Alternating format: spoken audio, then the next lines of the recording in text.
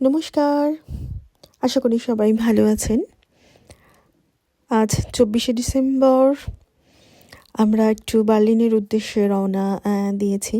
তো আমরা জার্মানিতে কখনো রাতের ট্রেন নিইনি, এই প্রথম রাতের ট্রেনটা নিচ্ছি। কারণ কালকে আমরা সবাই সকাল থেকে বেশ মঠে কাটাতে পারবো। আমরা বার্লিন মঠে যাচ্ছি, আর এটা হচ্ছে ট্রেনের লাউঞ্জ। তো আমি কিছু আপনাদের ভাবছি ইনফরমেশান দেওয়াটা দরকার। জার্মানির রাতের ট্রেনগুলো কিন্তু আপনারা এখানে মানে শোয়ার কোনো রকম ব্যবস্থা নেই যে ঘুমিয়ে যাবেন, এখানে সবই চেয়ার কাট।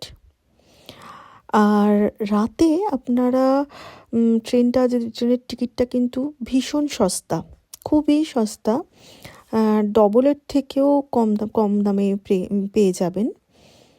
কিন্তু ওই একটা সমস্যা যে পুরো এরকম বসে যেতে হবে। তো আমরাও এই প্রথমবার গেলাম। তবে বার্লিনে নেমে যেটা পেলাম, প্রচণ্ড ঠান্ডা একটা হাওয়া।